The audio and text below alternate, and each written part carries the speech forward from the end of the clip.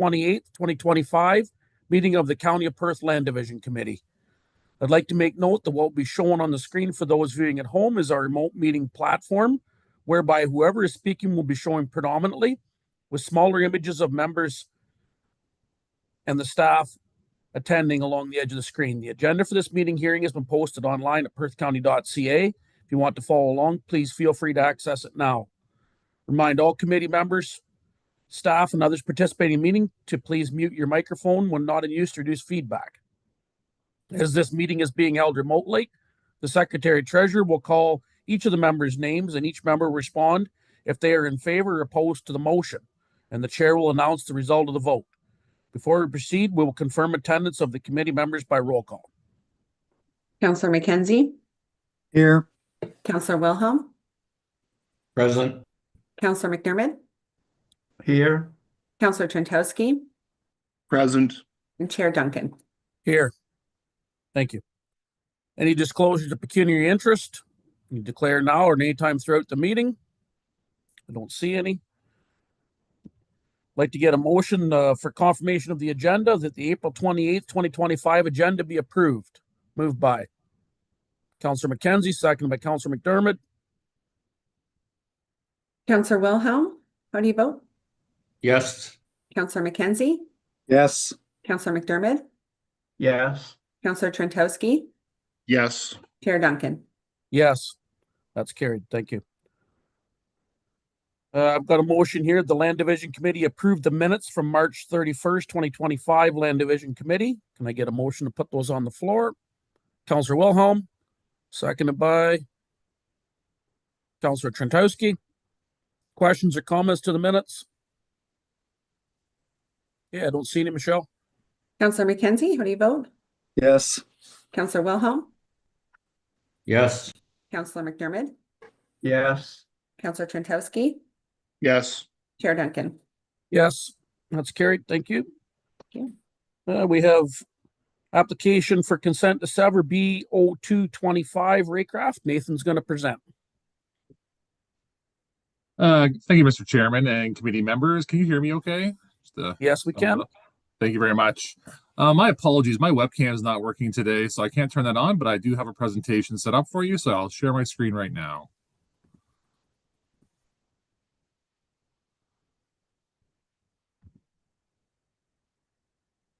Perfect. So this is application B02 2025. The owners and applicants are Randall and Beverly Raycraft. The location noted on the screen and in your report is concession 18, part lot 21 and part lot 22 in the Elma ward. And the location is 5678 Perth line 55, and the date is April 28th, 2005. Just a picture on the screen, you'll note that the location is just to the east of Moncton there along Perth line 55, just between the West Perth and North Perth boundary there.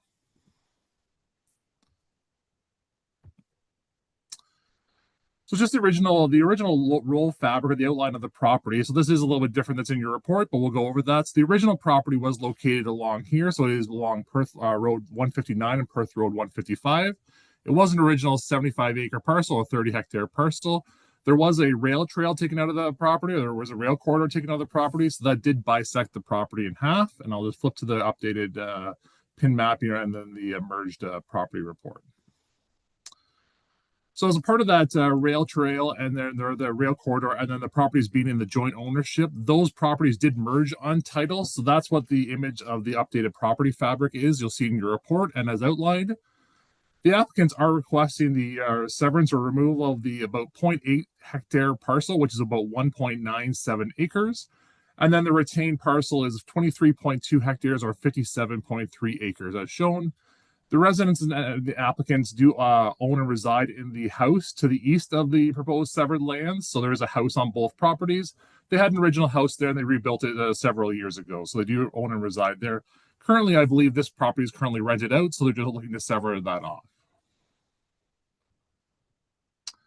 Just an outline of the property fabric. So the applicants do own the property north of the rail line as well as south of the rail line. Those two properties, as noted, have merged previously. So the area to the north has merged and the area to the south has merged, which has created the two residential lots on the subject lands as part of that merger. Just a picture along that was last year. Just taking along the actually this was from Google Images, I believe. Taking along the Street View image. So this is showing the proposed severed house. Currently, I think there are renters living there. That's my understanding from the applicants. So it's currently being rented and occupied. Two neighbors have provided comments on the application, one across the road in West Perth and one in North Perth. The one in North Perth did just provide comments late last week, so I've just included them on this slide for the committee's information and review. But it just notes that their support of the application and then their names and addresses there. Also, Blue Water Recycling did not note any concerns on the subject lands. So as noted, the applicants have requested the severance as their primary residence is located east of the existing property there in the existing house there.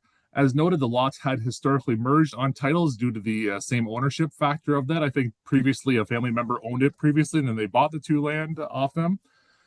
And then as noted also, the rail trail, the rail lands has created that division of lands. So they are separate pieces of property and separate parcels.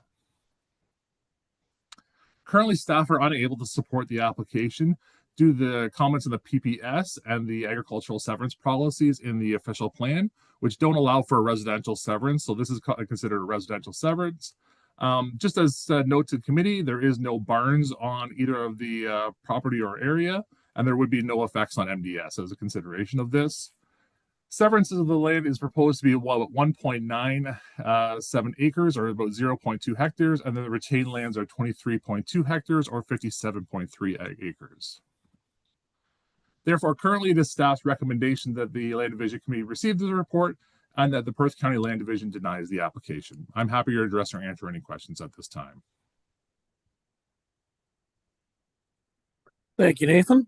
Committee members?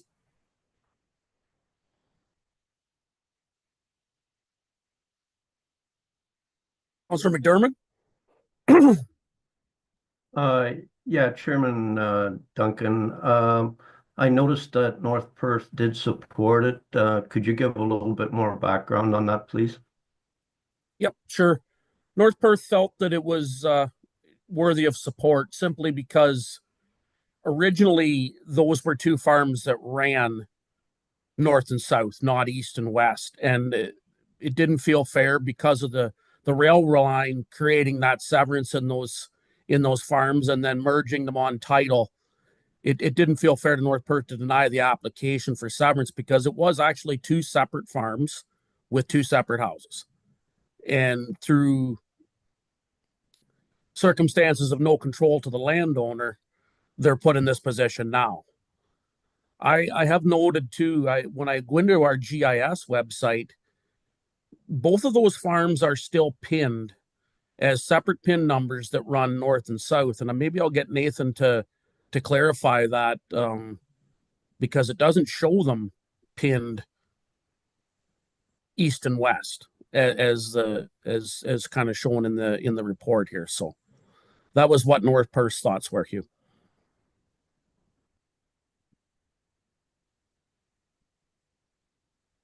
Correct. Yeah, Nathan, apologies. I seen you had your hand up there. My apologies. I'm just going to use the hand function just to note it. Unfortunately, you can't see my webcam, but to the chair's response, yes, they do receive two separate tax bills currently because they are still, it's a roll number that it runs north and south. So those are considered a two parcel roll, I believe, or two, I forgot the GIS term, but it is considered one roll still that are located. So the pins have been updated to run east-west, but the rolls still run north-south. So those are still considered the roll numbers to be active north-south. So. Lots of confusion here. Thank you, Nathan. Seen Councillor McKenzie, I think you had your hand up. Yeah, and it's just further to Hugh's question. Originally, they would have been 200-acre farms running north and south, would they? I guess if you go back before the rail line went through. Nathan? Through the chair, they would actually be 75 acres because of the side road that was located just at the back of them, but they would have originally been a whole lot considered out there. So because I believe it's line 57 runs at the backside of it, so it has the two sides. So it doesn't have like the double concession or I'll say the double farm lot. Line 57 and line 55, so they are a full lot all the way through between the two. It's 75 acres.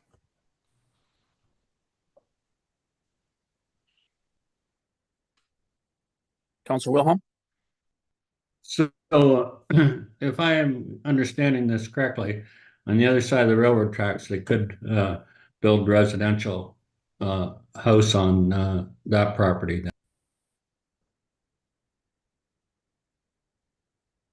Nathan?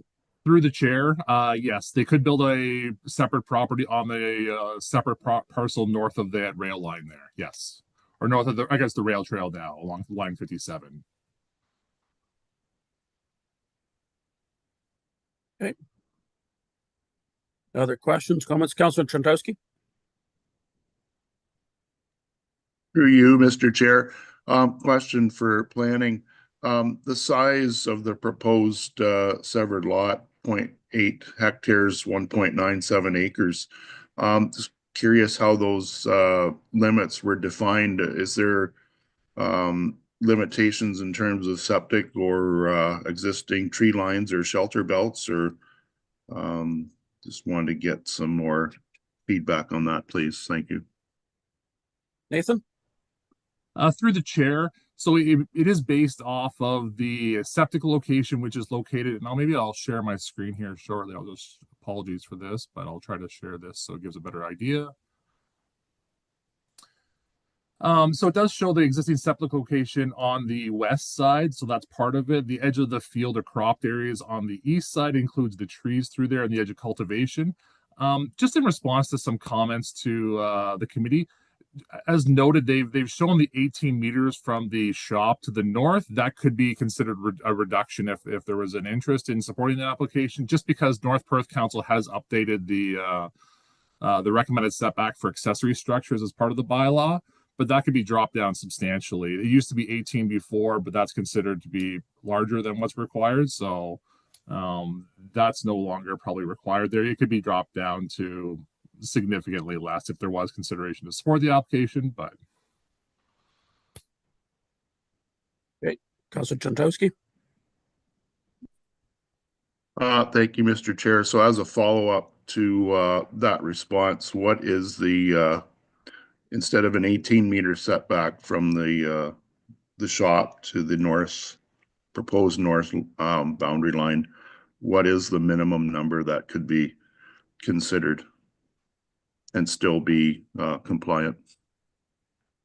Through the chair, the updated setback is 7.5 meters now for an accessory structure, which is similar to what the I'll say residential guidelines are. So it's 7.5 meters, so it'd be a reduction of 11.5 meters.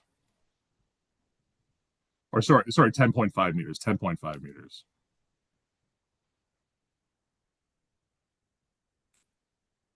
Okay, thank you.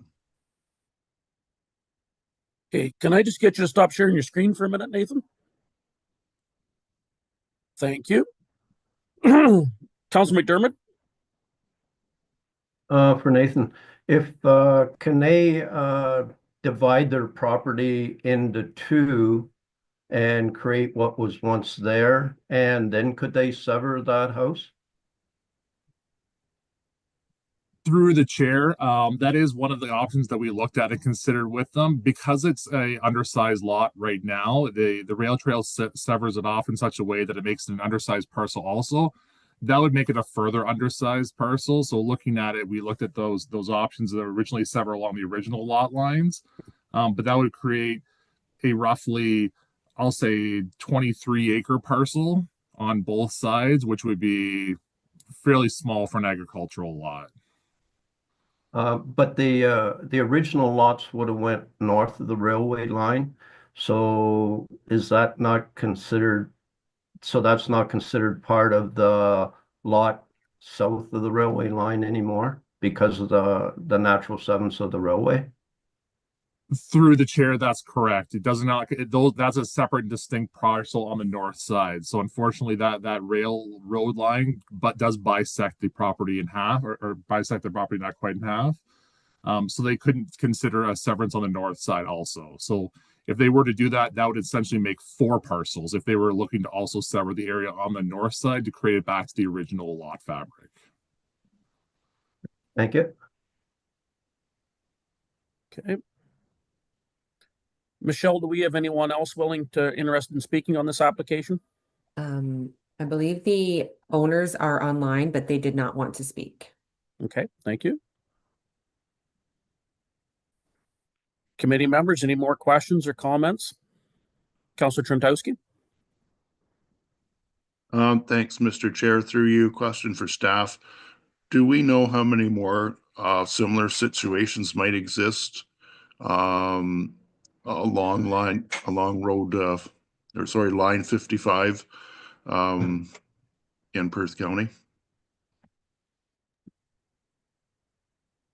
Through the chair, I did a quick preliminary look at the area. I didn't see any extras just because there are a number that have merged, but they typically have either one house on it or the rail line bisects it in such a way that it just bisects the farmland itself and not the actual, like it loops around to the north. So to be fair, there may be 1 or 2 out there that we didn't capture, but I didn't see any in the immediate area. Okay, thank you.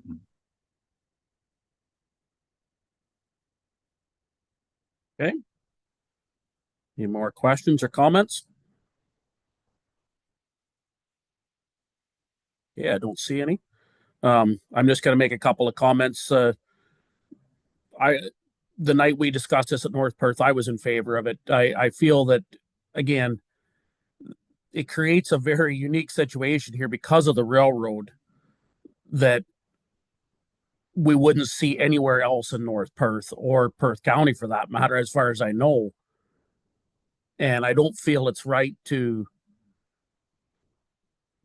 I'm going to use the word punish the landowner to not be allowed to sever this farmhouse off because, they've stated they don't want to be renters anymore and they're looking to do some future planning.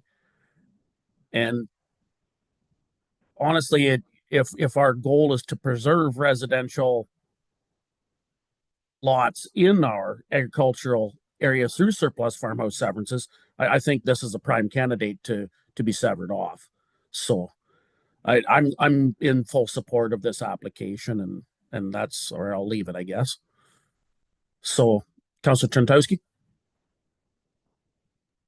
Yeah, thanks, Mr. Chair. Through you, I have a little bit of concern about the sizing, but it seems a little large, but noting that the house is older and smaller, as is the outbuilding, we could trim some of the side yard distances, but to fit the existing. But in the future, should that house and outbuilding be enlarged, it may be advisable to keep the lot size as proposed. So I think in that sense for future considerations, although the lot size may be large now, it would be better suited to leave the lot size as it is for future improvements on that property. Thanks. Okay, thank you. Anyone else? Okay, I don't see anyone. So what I'm going to do, I'm going to ask, we got two choices here. We can approve or deny. I'm going to ask for someone to make a motion either way. Councillor McDermott? I would approve. You'll make a motion to approve the application? Yes. Okay, seconded by Councillor Trentowski. Yes, Mr. Chair, I'll second so that the motion can be presented on the floor for deliberation. Okay, thank you. Chair Duncan, are you okay if I read out the recommendation, the motion in full first? Okay, yep. Okay. So the recommendation would be that the Land Division Committee receives the application for consent to sever BO225 Raycraft report and that Land Division Committee approves the application for consent to sever BO225 submitted by Randall and Beverly Raycraft for lands described as Part Lot 21 and 22, Concession 18, Elma Ward, Municipality of North Perth, subject to the conditions in the report. Okay. And so Thank you. we have Councillor McDermott as the first and Councillor Trentowski as a seconder. Correct. Okay. Councillor Mackenzie, how do you vote? Yes. Councillor Wilhelm, Yes. Councillor McDermott, Yes. Councillor Trentowski, Yes. and Chair Duncan. Yes. That's carried. Thank you, everyone. Moving along, we have consent file status report. Michelle? Hey, one moment, try to find my proper screen here. I have a lot of things open. Okay, thank you. So just a few highlights from the report. Since our last report in March and as of April 21st, we've had 3 new consent applications. 7 applications are currently in process. 3 applications were approved through the delegated authority process, and no applications received final approval during that time. Currently, there are 10 applications on hold until the applicant can prepare additional materials or studies that are required. Do we have any questions? Any questions to Michelle's report? Okay, I don't see any. So I've got a motion. The Land Division Committee receives the consent file status report, April 2025, for information. Moved by Councillor McDermott, second by Councillor Wilhelm.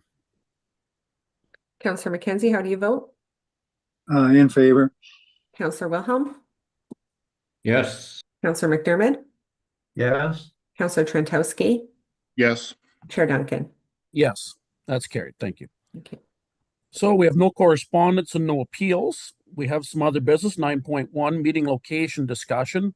And I think Michelle has some updated information for us. Yes, thank you. So at our last meeting, we had discussed the options of going in person versus remaining online and how that could look if and if there was a potential for us to add the land division committees onto the council agendas, whether it be before or after, how that would look. I did follow up with Tyler and have a discussion, and then he asked me to send him an email so he could think about it some more. So his reply was similar. His concerns were similar to the ones that Andrea and I had voiced around the timing. So his concerns were the inconsistency of the meetings may complicate any scheduling for the rest of the council meetings. Meetings could include regular council, planning public meetings closed, and then potentially adding the land division committee component. Other considerations to think about is MSSC are held after one council meeting every 3 months. Parking considerations are also a concern, and just the logistics of having the different types of meetings at the same time. So it doesn't sound like it's a viable option. We could change the date if we wanted to go in person. I mean, we could do the same times at our new offices or over at headquarters to be in person, but as a part of council, it doesn't sound like it's a very good option. So I guess we're kind of back to square one in terms of if we wanted to go, which way we want to go. It's just another trip in for you folks. Thank you, Michelle. Any questions or comments from the committee members? Councillor McKenzie? Well, I guess, my thoughts are kind of the same as what we talked about at the last meeting. I know, I kind of agree it would be nice to meet in person, but if we only have one application that we're going to deal with, I don't think it warrants. It takes you longer to drive in than what it does to deal with the application. But if we have 2 or 3 or more, I don't have a problem meeting in person, and that can be, resolved at the call of the chair or between the chair and some of the staff as to what would work. I don't mind the last Monday of the month. It works relatively well. and 9:30 works good. So you can keep it the same time, but I think to make it worthwhile for us, I know my time isn't maybe that valuable, but other people maybe is. But yeah, if it makes it worthwhile, you know, to come in, or if it's a very controversial severance, we could come in. But I leave that up to the chair and staff. Thank you, Councillor McKenzie. Anyone else? Councillor Chantowski? Yeah, through you, Mr. Chair, I would concur with Councillor McKenzie's comments. Satisfied satisfied to leave it at the call of the chair for now, and Mondays at 9:30 in the morning, timing wise, the last Monday of the month at 9:30 a.m. works for me schedule wise. Thank you. Okay. Anyone else? Councillor Wilhelm? Yes, I agree with what's been said about leaving it up to the chair and go from there. Okay. All right. So I guess we don't need a motion or anything for that, do we, Michelle? No, we don't. That's just information. Okay. All right. Perfect. Then we're going to move along. We got no closed meeting. We're reporting out. Next meeting date, May 26, 2025. So I'll get a motion to adjourn. Councillor McDermott and Councillor McKenzie. Councillor Wilhelm, how do you vote? Yes. Councillor McKenzie? Yes. Councillor McDermott? Yes. Councillor Trentowski? Chair Dunn. That was a yes. Sorry, I just didn't hear you, Councillor Trentowski. Yes. Okay, thank you. And Chair Duncan. Yes, as well. Thank you. We're adjourned. Thank you all. Have a good day, everyone. I'm going to vote, and then I'm going to go haul 28%.